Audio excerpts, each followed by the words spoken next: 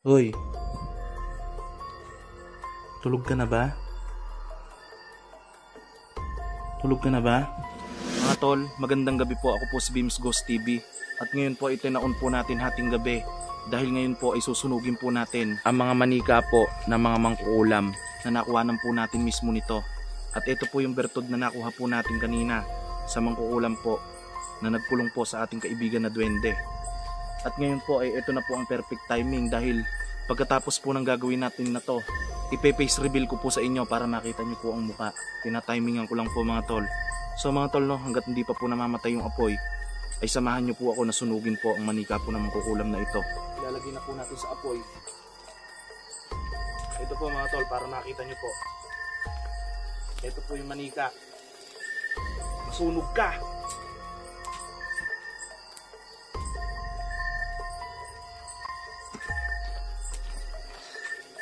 So ayan po mga tol, no, para po tayong nag bonfire. At ayan po mga tol yung manika. Sunog na po. Ayan mga tol, yung pula na lang yung natira pero yung itim po saka yung bertod ay nasunog na.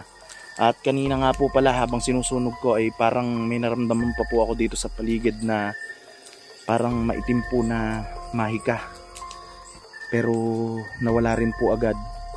Nandito po mga tol, no, nakahiga yung mangkukulam at sa tingin ko po ay patulog na rin po yun at pagod na pagod po yun dahil pilit po natin na kinuha sa kanya yung mahika po ng kadiliman na nasa loob po ng kanyang katawan.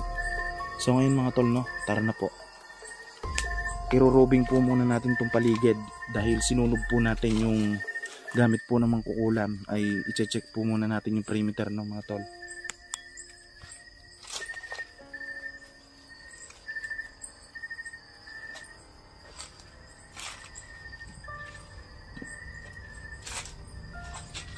Kinikilabutan ako. Sobrang creepy talaga dito sa likod ng bahay na to mga tol. At para bang meron lang nagmamasid sa atin na hindi natin nakikita dito. Pagka andito ka, yun yung nararamdaman ko. Oops. So mga tol, no, ito nga po pala yung bote na pinagkulungan po sa kaibigan po natin na duwende. At naisip-isip ko lang po mga tol, no, kailangan po na mabasag natin to para hindi na po magamit pa na mangkukulam sa kasamaan po, ano.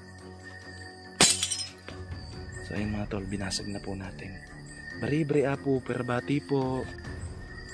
Siyempre mga tol, no, hindi rin may iwasan yung meron ditong nakatira sa mga ganitong place, kaya nakikiraan lang po tayo.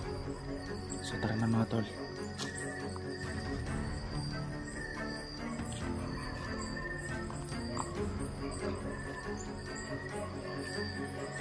May echo po yung mga tahol ng aso mga tol.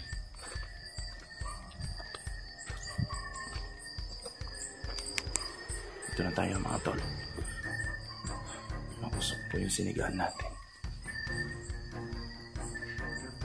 Ayan mga tol, nakatalokbong po mga tol yung mangkukulam po. So ayan mga tol, papasok po tayo sa loob ng bahay.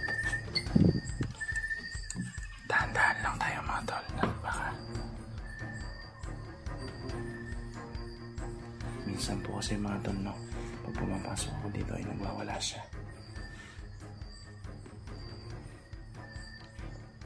Hoy,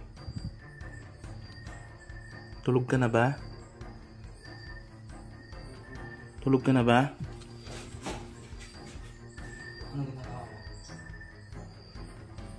Gusto lang sana kitang makausap. Hinihintay ko ang pagkakataon na to para kausapin ka at tanungin ko ano yung pangalan mo. Ba't nalilisik yung mata mo? Meron ka pa bang tinataglay? Nakapangyarihan ng kadiliman? Huwag mo akong biruin ng ganyan. Nakakatakot ka. Kakausapin lang kita. Huminahon ka, okay? Mag-uusap lang tayo. Anong gusto mong pag-usapan natin? Pwede bang malaman ko yung pangalan mo?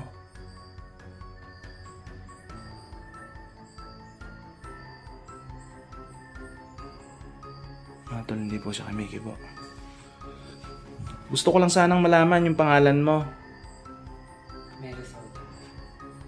Mirisol po. Saan ka po ba nakatira talaga na lugar? Pwede ko po bang malaman? Bakit mo gusto malaman? Gusto ko lang malaman kasi para malay mo, sakaling tuluyan ka ng gumaling ay maihatid kita sa bahay nyo.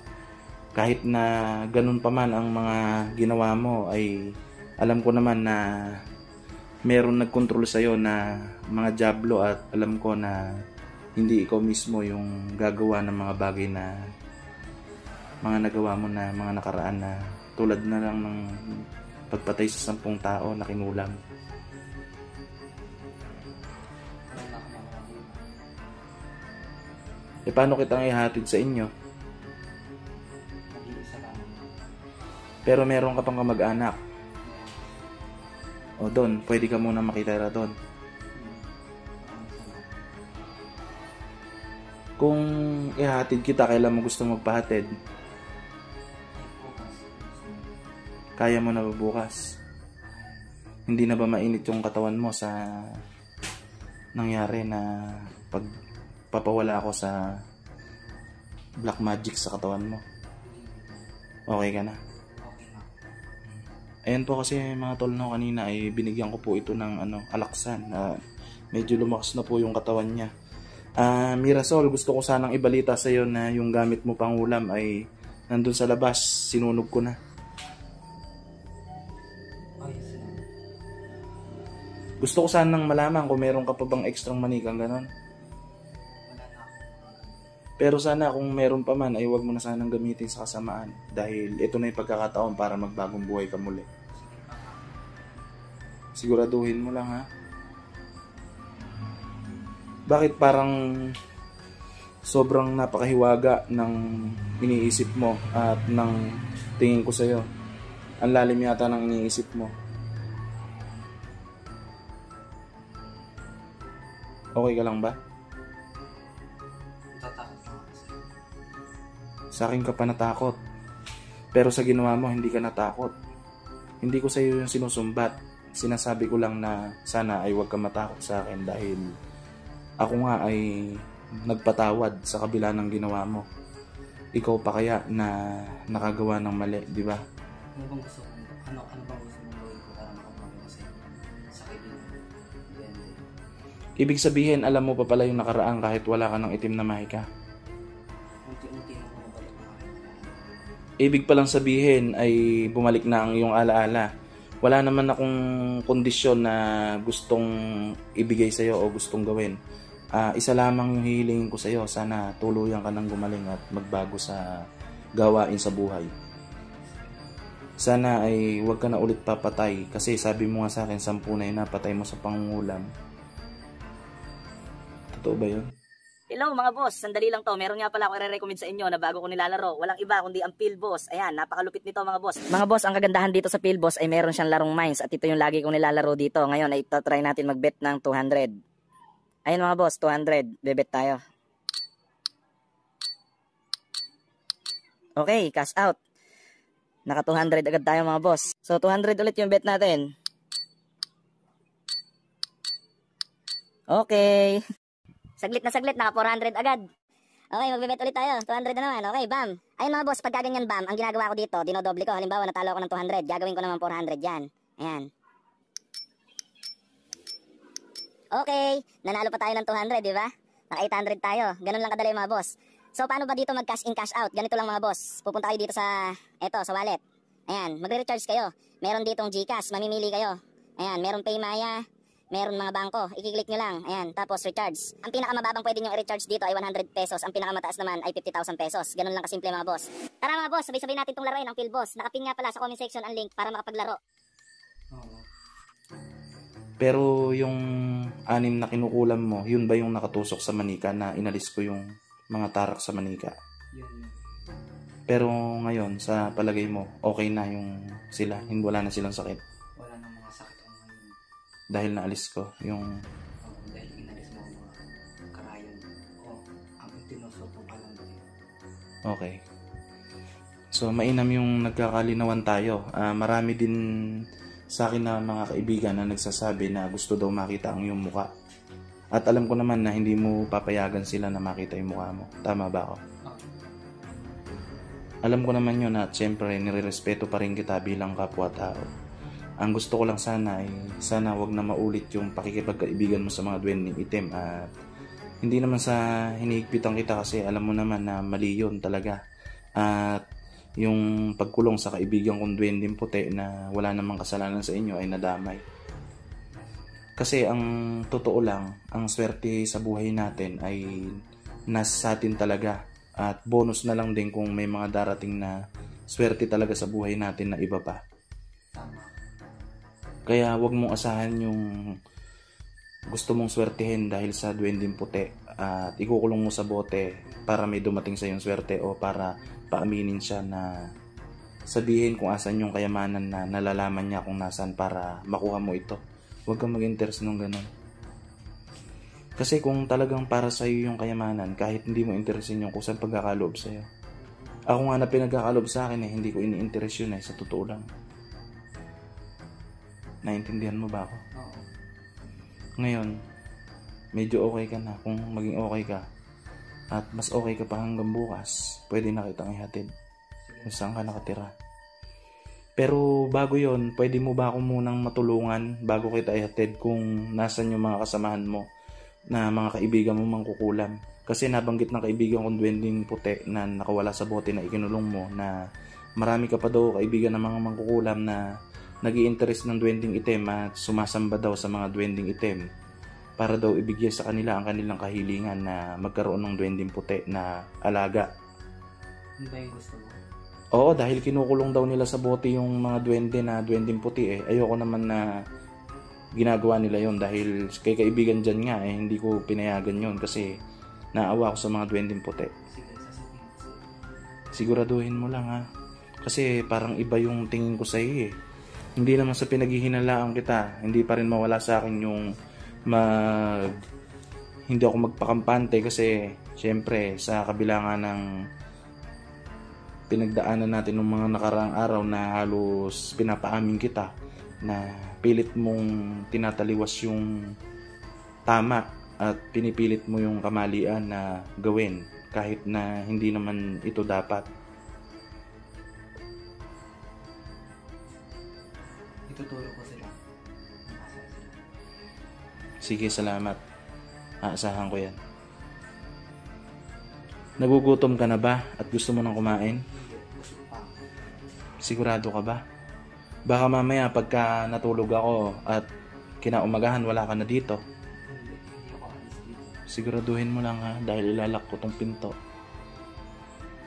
At hindi ka dito basta-basta makakalabas. Hanggat hindi mo sa akin tinuturo yung mga duwende na kaibigan mo na gumagawa ng masama at yung mga kaibigan mo mga mangkukulam na naghahanap ng mga duwendeng puti. Baka pag tinuro ko sa'yo, ako naman ang kanilang kantihan. Huwag ka mag-alala dahil nasa tama tayo at ipaglalaban natin kung ano yung tama at kabutihan. At hindi ka pababayaan ng mga gabay ko lalo ng kaibigan ko mga duwendeng puti. Sige. At panapangako ko sa'yo, pagka nakauwi ka ay makakapamuhay ka na ng tahimik. Pero ipangako mo rin na hindi mo nagagawin ulit ang ginagawa mo na tulad nga ng pangungulam dahil mali yun. Saka hindi ka na rin naman makakapangulam dahil tinanggalan na kita ng black magic sa loob ng katawan mo. Huwag ka na sana ulit makikipagkasundo sa mga duwending itim ha. Ngunit natatakot ako sa kanila. Baka sundan pa nila ako. Sige, ako ang bahala. Pupuntahan ko yung punso nun kaya ituro mo sa akin at ako na ang bahala makipag-usap sa kanila. Kamusta na pala yung kaibigan mo? Okay lang sila at medyo masakit sa akin na nababanggit mo yung kaibigan ko dahil alam ko naman na isa ka sa dahilan kung ba't sila nahirapan dahil naging marupok ka sa mga tukso ng mga dyablo. Kaya sa susunod ay pag-igihan mo na ang pananampalataya at pagkapit sa nasa taas. Humingi ako ng pasensya sa'yo. Okay lang. Okay lang, sige magpahinga ka na at okay lang din na etong ginagawa ko na to ay pagbibideo para makita ka ng mga kaibigan ko na mga nanonood sa akin. Sige, maraming salamat. Salamat. Sige, magpahinga ka na. Pag gusto mong kumain, sabihin mo lang sa akin, ha. At saka dito ay itatrato kita dito ng tama na bilang isang tao na katulad ko. Dahil tao ka pa rin naman kahit nakagawa ka ng mali. Pwede mo pang baguhin yon at magsimula sa iyong buhay. Yun naman din ang gusto ng kaibigan kong duwende at lalo na ako. Okay, sige. Tulungan niyo ako. Sige. Yan mga tol, kung may mapapansin po kayong mga tumutunog sa kisame, binahayan na po kasi ito ng mga malalaking tuko. Minsan po may ano po sa loob niyan, mga mamalaka na ahas na hindi naman po makamandag, no? Pero mahirap po magpakasiguro dito, no? Sa mga butas-butas dito sa taas. Ayan mga tol, pumikit na po siya. Tara na po mga tol.